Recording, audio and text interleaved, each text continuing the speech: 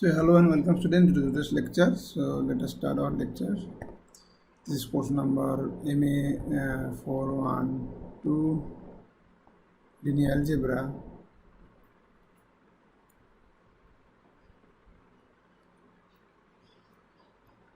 Okay, and this is lecture number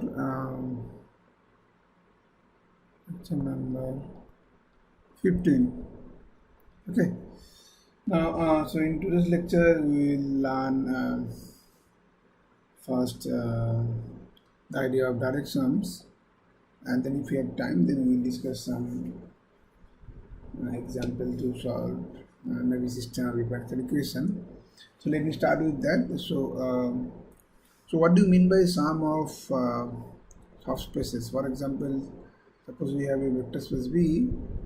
So let V be a vector space over a field F. Okay, and say we have some subspaces, so maybe W1, W2, Wk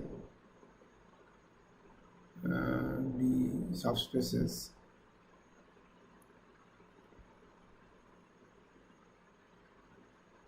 of V. Okay, so then what do you mean by the sum of the subspaces? So the sum of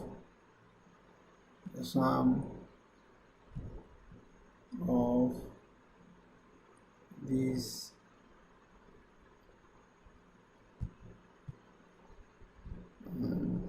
subspaces is defined by, or is yes, defined by,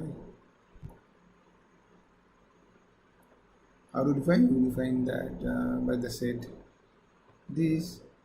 We'll say that this is small w1 plus small w2 and so on, small wk, but the small wi's are the element of capital Wi. Okay, and this is true for every such I equal to 1 to k. Okay, and then we will denote this we will denote by summation wi. This is the notation. Or some people also write down w1 plus wk. Okay, so you take the things, take the sum, and then for each of those vectors are coming from each of those subspaces. Okay, these are called sums. Okay, and now with the help of these sums, so we will define our main definition today. It's called direct sum of spaces. So as usual, so let be so we be a vector space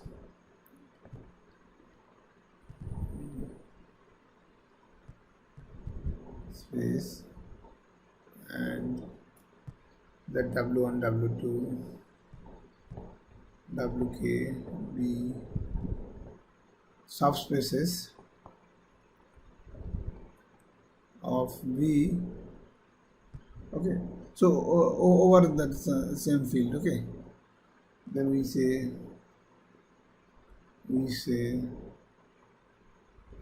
V is a or rather we should say D here, the direct sum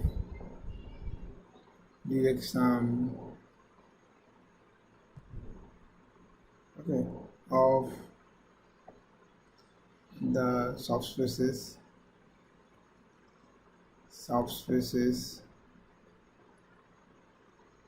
w1, w2, wk. If something happen, if what happen, so if first of all V subspace is the sum of that. So if number 1 is what, B is the sum of those wi's I equal to 1 to k. So direct sum are always first sum, and number 2 is very important. What is number 2? That for each j, wj intersection sum of the rest means what?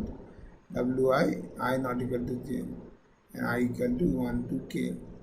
So the inside the sum I equal to 1 to k, remove wj, and then you take the intersection of this wj with the rest of the sum of the subspaces. It has to be trivial, means only the zero can be, zero vector will be always there in any subspace, right? And I think this is we have already shown in some example that sum of subspaces are subspaces, right?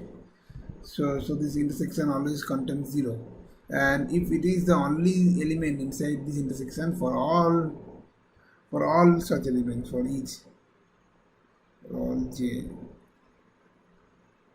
okay, then we say that V is the direct sum of these subspaces. Okay, so maybe I can have some examples. So let me give an basic example. So you choose b equal to say R2, and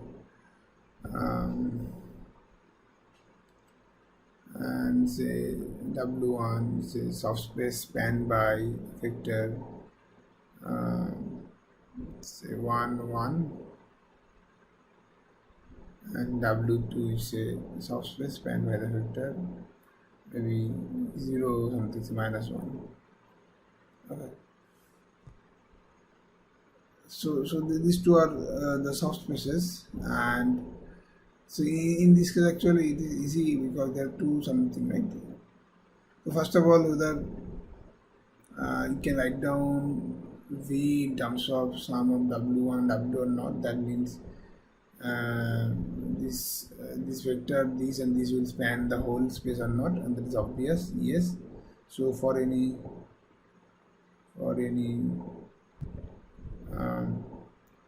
say V1 V2 belongs to R2, what do you write down? You write down this in terms of this, right? So what does that mean? That means you write down V1 V2 in terms of some element of W1 plus some element W2, right? W1 is inside, so small w1 is inside capital W1, so this small w1 is inside capital W1. So maybe I can write down I for I equal to 1 to 2, 1 and 2. So small w1 will be spanned by the vector 1 1, so that means this will be multiple of that vector, right? So this is one dimensional, so it will be something like C1 1 1. Similarly for W2 it will be something like C2 0 minus 1, right? And hence you can find out that this is nothing but C1 and C1 minus C2, right? So V1 and V2 you can write down of this form, right? Now you need to solve this equation in terms of V1 V2. C1 C2 you need to solve in terms of V1 V2. So what is the solution then? Then this implies that V1 has to be equal to C1 and V2 equal to C1 minus C2, right? So C1 minus C2.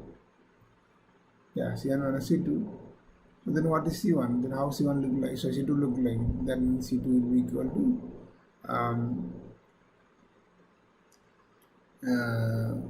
okay, so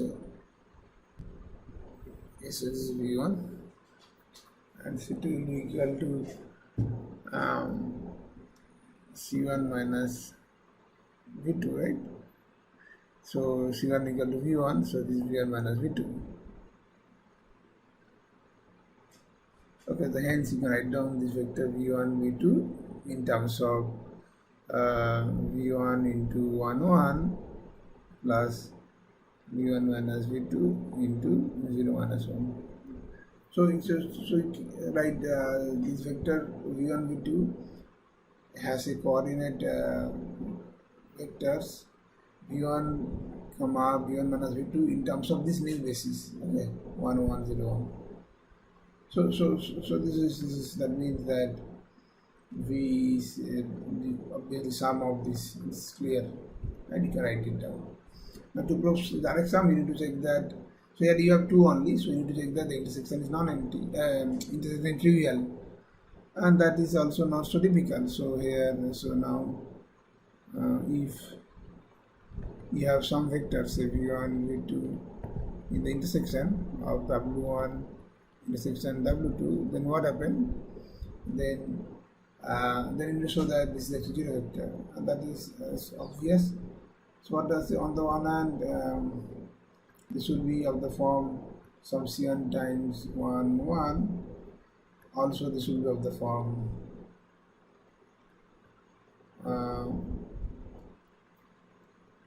C2 times 0 minus 1, right? Now can you solve that? This two implies that, or rather you can say that W1 W2 there is only zero vectors inside the vector space. Okay.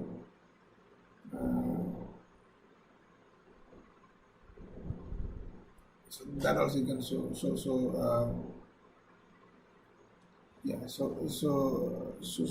this, from this equation you have to show that this V1 and V2 has to be 0. There is no other option, right? And that is also not difficult. So if from here you find out this, obviously you can use this equation first, that if you want to write down the sum, then it has to be of this form: V1 into 1 1 and V2 V1 minus V2 into 0 1. Okay. Now with the help of this, and also I think this is easy to show that these two are linearly independent vectors. So this is 0 as this 1 1 and 0 1 0 minus 1. They forms actually they're linearly independent, right? Linearly independent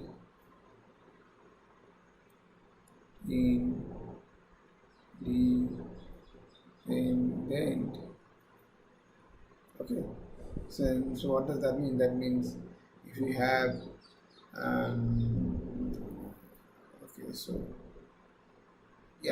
if some C1 times 1 1 is of the form C2 times 0 1, which is here the case, then we need to show that that C1 and C2 must be 0, and that's obvious because this implies C1 C1. This is nothing but 0 into minus C2, and this implies C1 equal to 0 and C2 equal to minus C1, which is equal to 0. So C1 has to be 0, C2 has to be 0, and hence V1 V2 this is also 0 0, right? So this implies that this vector V1 V2 is also 0 0 vectors, right? So that tells you that intersection is always trivial. The only simple intersection only contains 0 vector, nothing else. Okay. So these are the proof. So now there are actually various ways you can one can define these axioms, and these are all equivalent forms. So let us now discuss the equivalent relation in terms of the following theorem, and then we will show that this equivalent relation is going to help us to determine the equivalent form of a diagonalizability. Okay. So let us start. So theorem. As usual, so we assume that vector space, and we assume that so let so maybe I can assume in the infinite dimensional. So the definition what we define is true for any dimension, right? Now let me define what are the conditions for finite dimensional vector spaces. Let me be a finite dimensional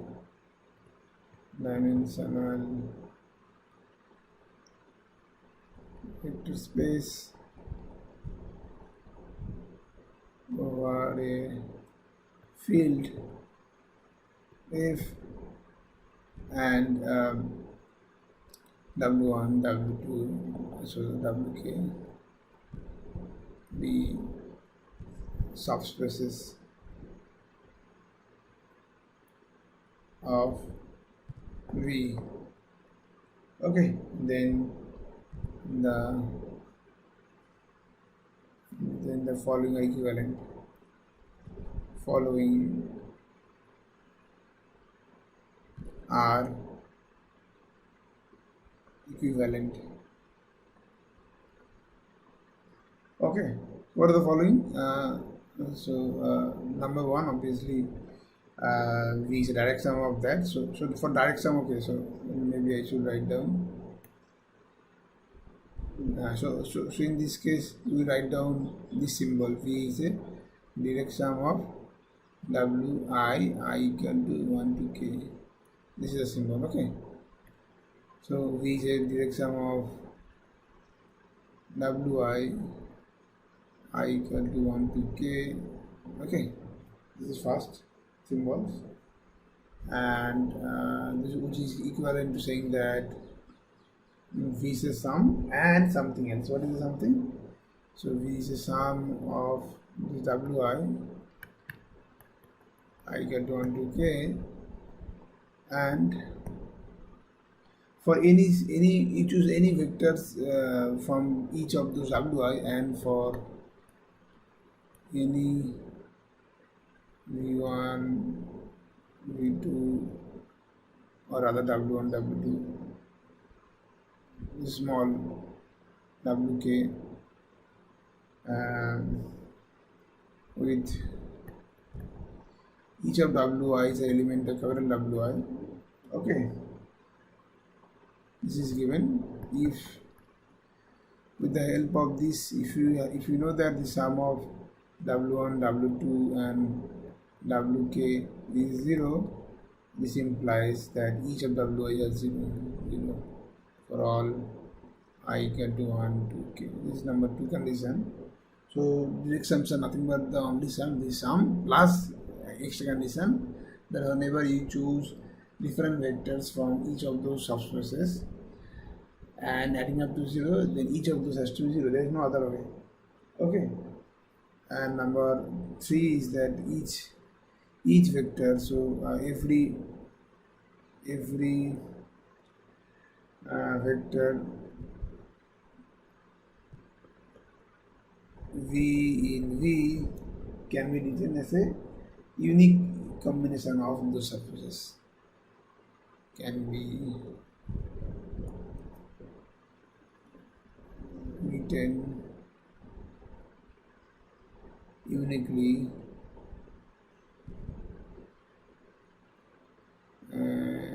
uniquely a combination uniquely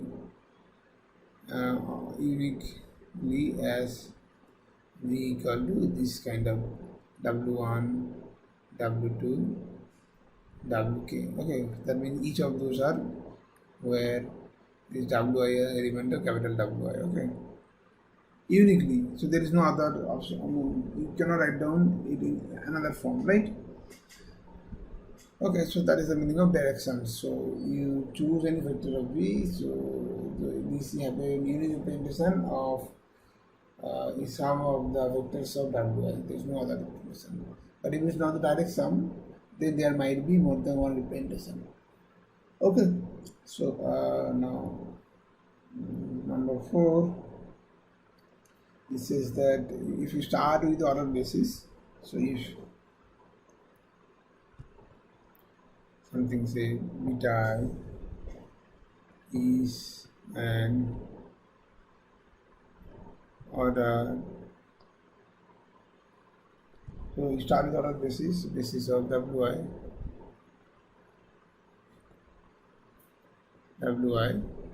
okay, then the union, then beta, which is the union of beta i's I equal to 1 to k, is an order basis for the whole vector space, is an order basis for v. Okay, so if you start with order basis, then the union will be order basis of the whole vector space. This is equivalent to the saying that v is a direct sum of wi's. And number 5, there exists for each of those things, there exists order basis actually. These are almost similar. So there exists an order basis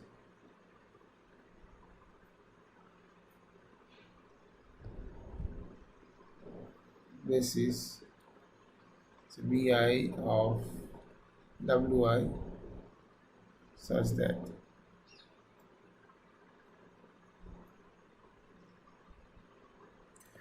the union B such the union of BI is actually basis for order basis for V. So you can see easily that number 4 and 5 are equivalent, right? So if you can put number, if you start assume number 4, then number 4 is obvious. Okay, because you start with order basis WI and then you apply number 4. Similarly, if you assume number 5 and then number 4 is obvious, right?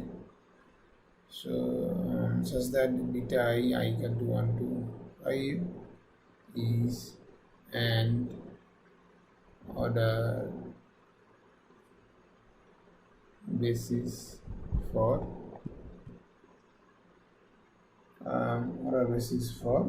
that B. Okay, full vector space.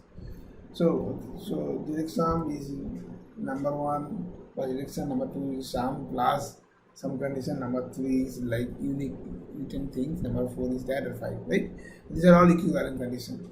Now let us prove one by one this equivalentness. So proof 1 implies 2. So what is given? So given that V is a direct sum of Wi's equal to 1 to K, right? This is given to you. And so by definition of things, this is first thing is what? First thing was that this has to be sum. This is obvious. And second condition was that for each of Wi, if you take intersection with all the other list of those sums, it has to be trivial, right? Now from that condition, can you prove that if you have sum of that thing, it has to be 0? Yes. So now consider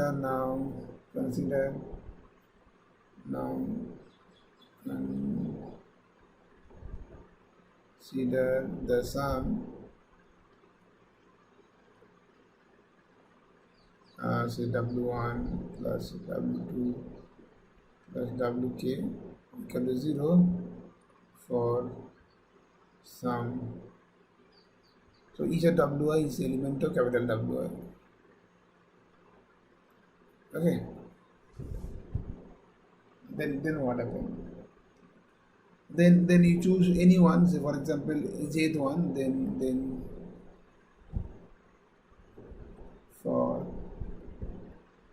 any j belongs to this set 1 to k, this wj will be what? Wj will be nothing but minus of sum of wi I not equal to j, right? This sum you just take outside. Now these w1, these wi is an element of the capital W, right? So it will be element of sum over wi I not equal to j and I equal to 1 to k, right? Okay, so wj is on the one hand is element of this sum, also it is an element of capital Wj. So what does that mean? That we have that means this wj element of both, right? So this implies small wj belongs to capital Wj, intersection of sum of wi, capital Wi, I equal to I not equal to j and I equal to 1 to k, right? But because the vector space is direct sum of this wi, this has to be trivial, 0. Okay, so this implies wj equal to 0, and now we see that this wj is arbitrary. You choose for any I, right? This is 0 for all j equal to j belongs to 1 to 2k. Okay, so what does that mean? That means that close number. So this implies number 2. This implies number 2. Okay, so 1 implies 2 is done. Now let us see what happened when you have 2 and can you prove 3 or not. Okay, now 2 implies 3. Okay, Now, so 2 plus 3 is given that this direct sum, this is sum, and if we have sum of those vectors from individual subspace is 0, then all the vectors has to be 0, right? That is given. Now, to prove that it is a unique combination, how what you need to do? So so you need to check that there are suppose two such uh, things exist. So let B belongs to V has two representation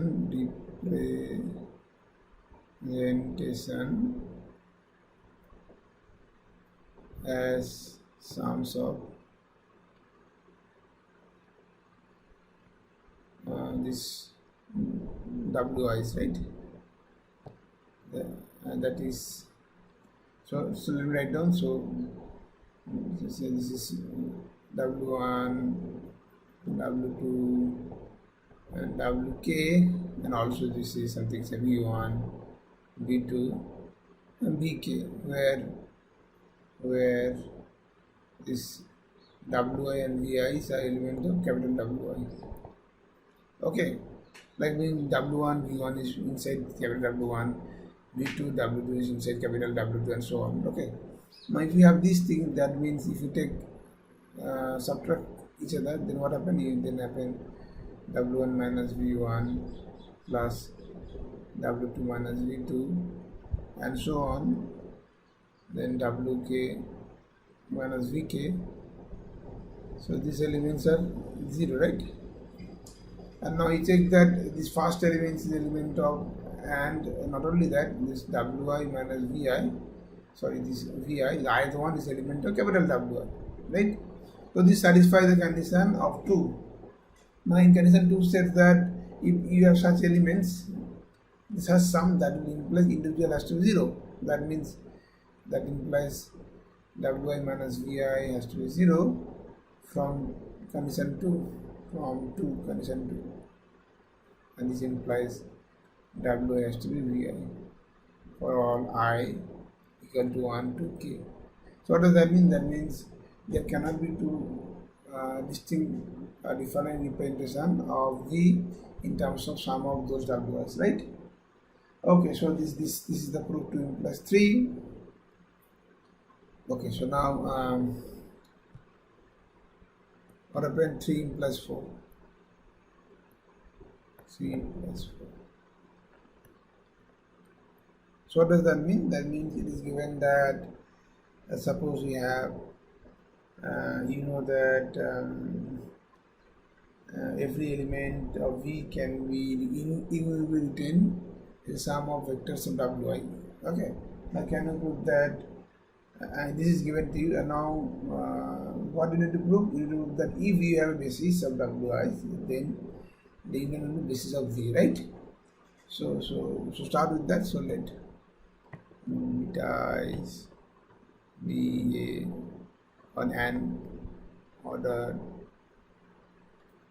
basis of Wi. Okay, this is given to you. Okay, so what does that mean? That means you need to prove the union, right? Union is the element of that. So if beta is the order basis of that thing, then union will be what? The union V will be I equal to 1 to K.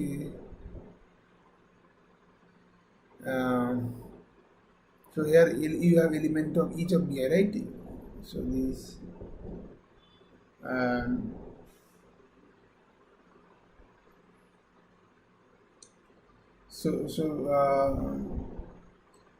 so number C, this previous one, what was that? Let me find out the step. Yeah, so every vector of V can be written immediately as a sum of this, right? So that statement, that is I'm assuming, right? So that statement tells you that you can write it down each of those in terms of element of this, right? So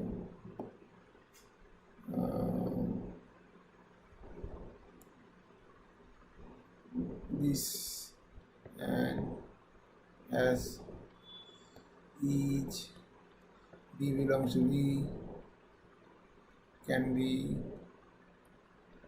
written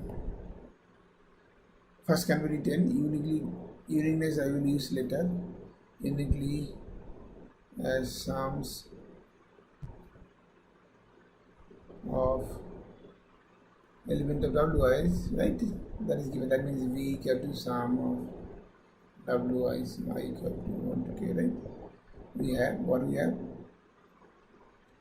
This condition tells us that this B actually is spanning set of V, right?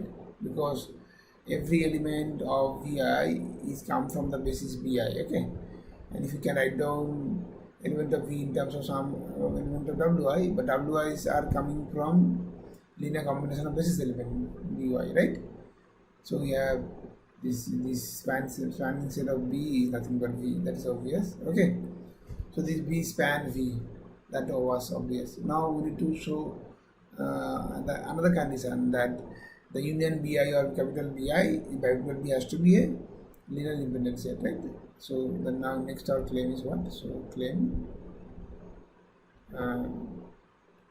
this B is linearly independent over that field F. Okay. So what does that mean? So you write it down this basis element. For example, maybe you write down your B1 as in terms of say V1, 1, V1, 2, and so on. Say V1, say maybe M1, and in general Vi is Vi1 to Vi2, and hence BI, okay, and so on till BK. This is in general for I equal to 1 to K. Okay.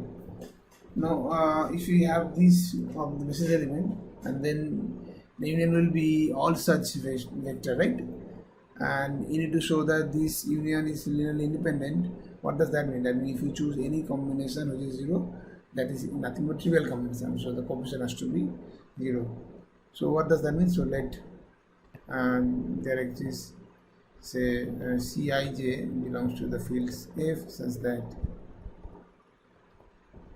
what happens as a summation, there is double sum Cij Vij equal to 0. So this I is 1 to I is running from 1 to K, and J is running from 1 to Mi, right? Yes.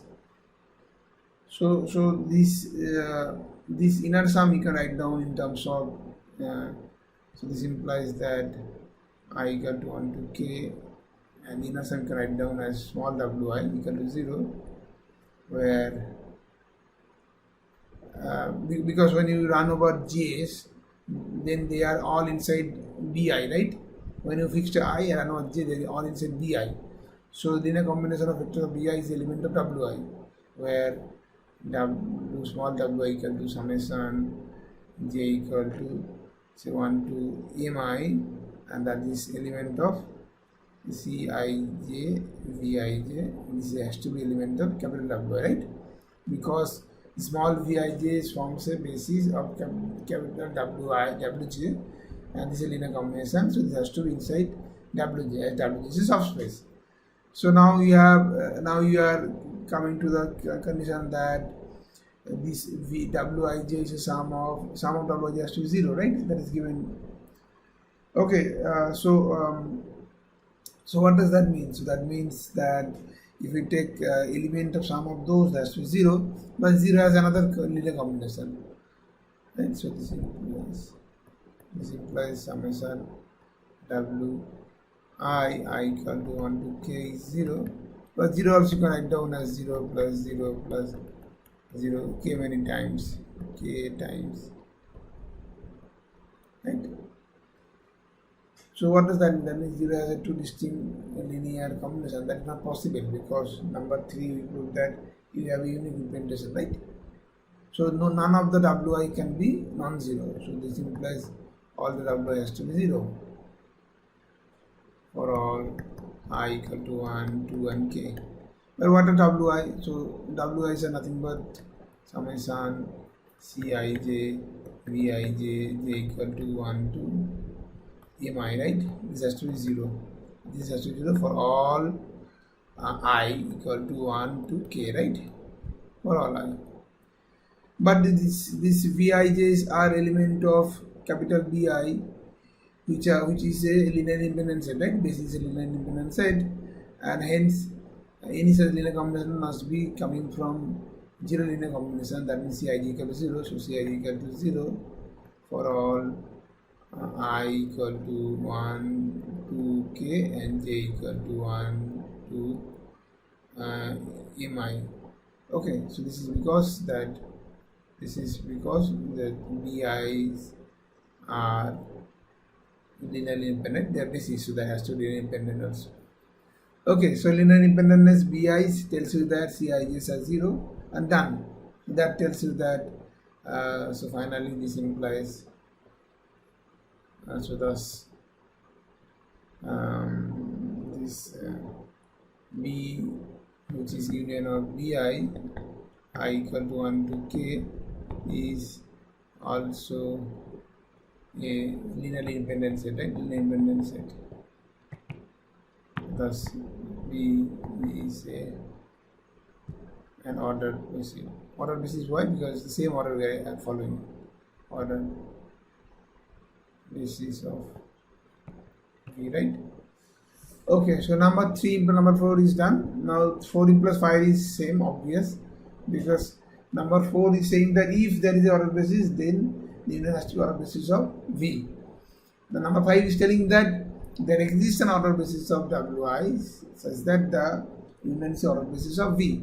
But that is obvious because for every Wi you choose an ordered basis and then take the union. That has to be the ordered basis of the whole V that is coming from number 4, right? So this is obvious. This is trivial statement, right? Okay, so now with the help of that we will go to the final. What is the final? Okay, so let's so this is 4m plus 5 is done, right? It's obvious. So 5m plus 1, then we will done. If you prove 5m plus 1, that means that completes the circle. Okay. So let there exists ordered basis from 5 we get, right? So let Bi be an ordered basis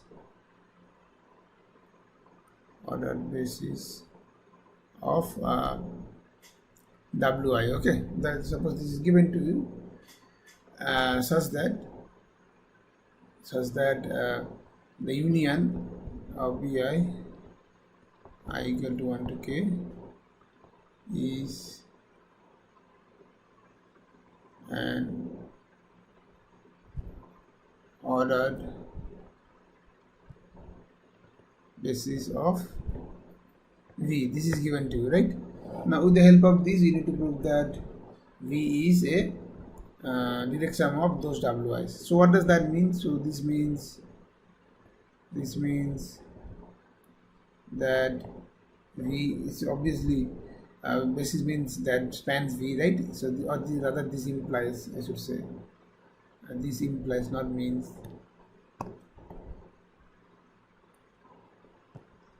this implies B is actually span of this union Bi. So or rather, yeah, so you can write down that union Bi equal to 1 to k. Okay, so if B is span of union Bi means what? That means and obviously these Bi's are Bi's are the basis vector of Wi. So if you span those things, so B has to be direct sum of Wi's, because Bi's are the order basis of Wi's. So this implies this is, so it is clear that if you have order basis of Wi such the union is order basis of W, then V must be the sum of Wi first of all. So this is obvious, right? Now to prove direct sum, I need to show that for each of J, the intersection of this wj with the rest of the sum has to be trivial. Now let us prove that. Now say consider, so this is for some non-zero vector b. Okay, so how do I write down? So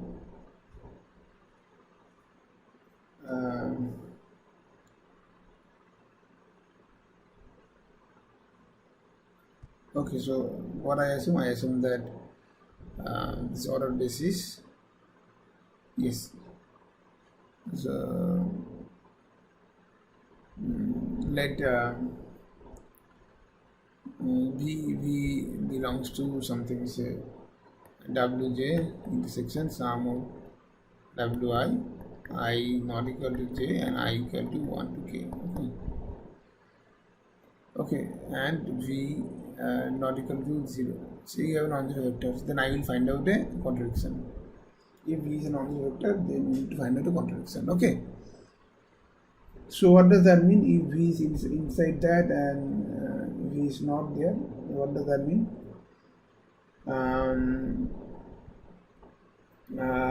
So v is inside. This means what? So that means this implies from first equation you find out that you can write down v is linear combination of the form something summation ci what was wi. So you remember wj's are elements of wj's are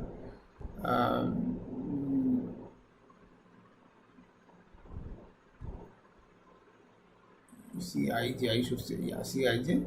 Elements of wj's are what? So this is Vij, okay, and or rather, no, I mean, let me write down other way, Vij, okay, same thing. The sum over j equal to 1 to this and I not equal to j. This will be easier because we have already done similar ways. That's why I am writing in this fashion. Okay, so now so v belongs to wi. What does that mean? That means, so this implies, so we can write down v in terms of summation Cij Vij, and j is here running. So for each I am writing from wi, right? So j is running here. J is from 1 to mi. So what is mi? Mi is the dimension of, so mi is the dimension of this wi, okay, dimension of wi.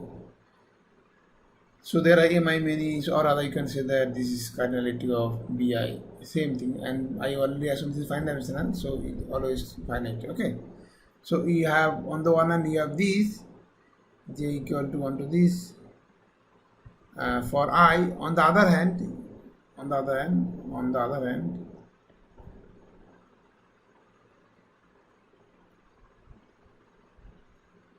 v belongs to the sum over wj, right? I not equal to j, and j is running from 1 to k. So what does that mean? That means you can write down then we have what we have.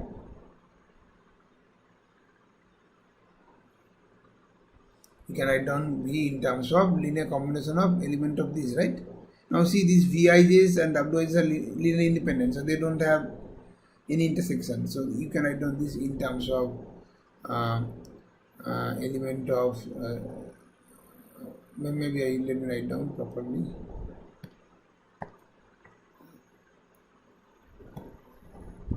So you have to remove element of w1, so you can write down the wi, w1 plus w2 and so on, wi minus 1, but there is no I, wi plus 1, I have removed I, right? J not equal to I,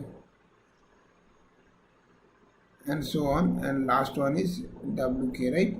So these w1, w2, wk and wi not is there. So this is another representation of v. which is different from, so this is different from this representation, right? Because here W1, W2 and the different subspace, and also you know that these Bij's are linear independent, right? They form a basis. So what does that mean? That means V has a two different representation as an element of capital vector space V. So thus V has two different representation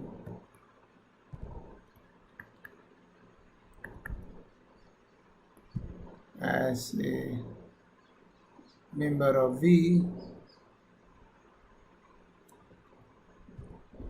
which is a contradiction, which is a contradiction, right? Remember inside V what was the definition?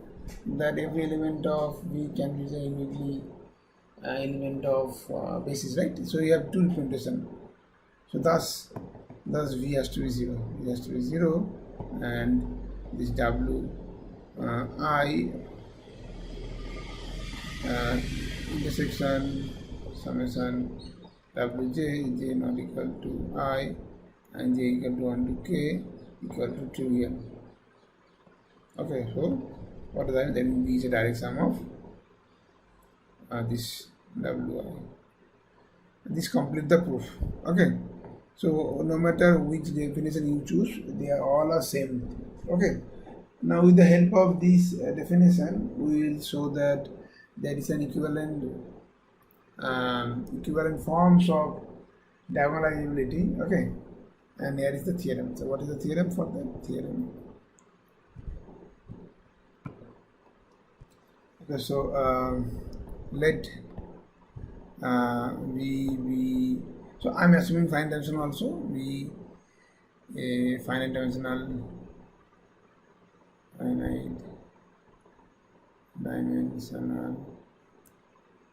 vector space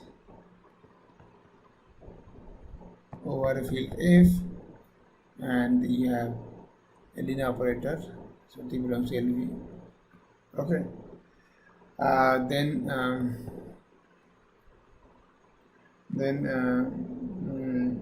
T is diagonalizable.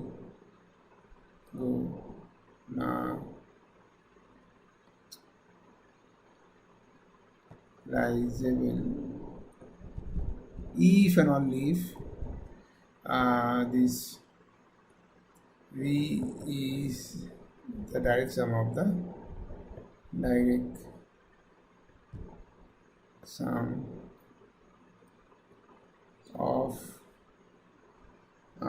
the eigenspaces of T. Eigenspaces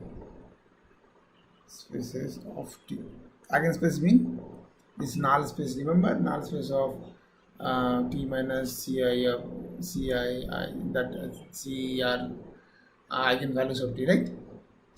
Okay, so the result is obvious from the definition of diagonal, what we learned in last class. Okay, so now let us give a proof. So let C1, C2, Ck be distinct again.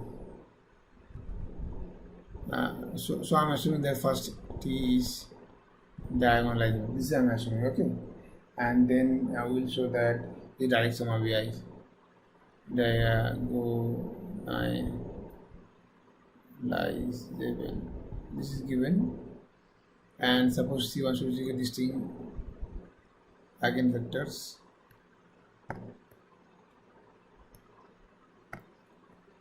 eigenvectors of T, suppose. Okay, so then what we need to prove? We need to prove that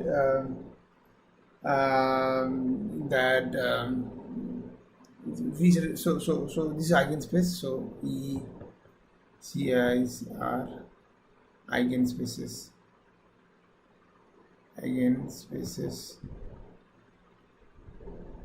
of the CIs are the eigenvalues.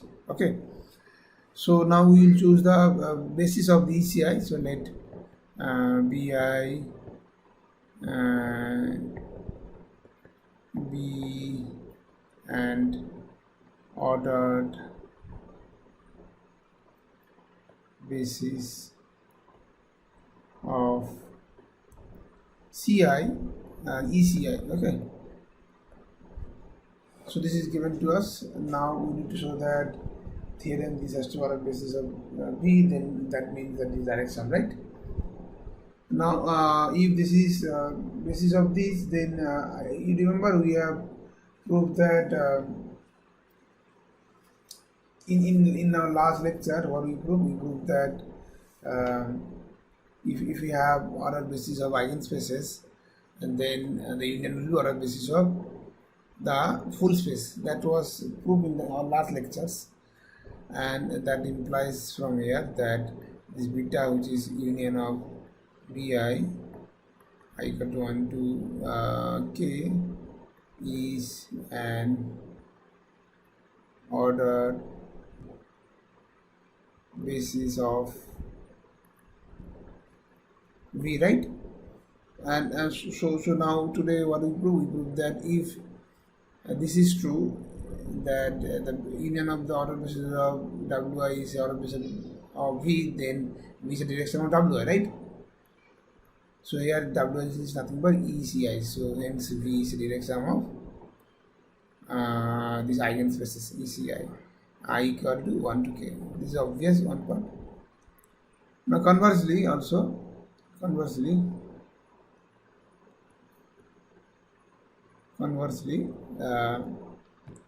so let that V is the direct sum of eigenspaces of let that V is the direct sum of eigenspaces of T I equal to 1 to k. Now we need to show that T is diagonalizable. Now that is obvious, because if this is direct sum of this, then now let choose a basis as a BI of eigenspaces ECI. Okay, then obviously because V is direct sum of this, then the union will be a basis of is a basis of V, right?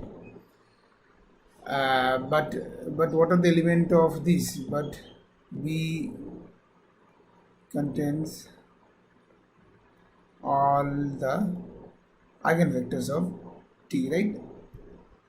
Because each of BIs are basis of ECIs, and basis of ECIs are the eigenvectors corresponding to eigenvalue CI. That also we proved in last class.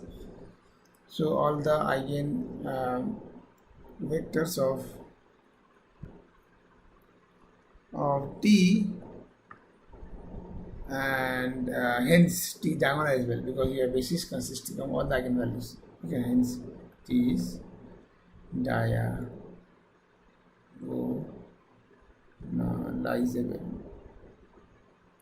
Okay, this is the proof actually. Okay, maybe I'll stop here for today's class.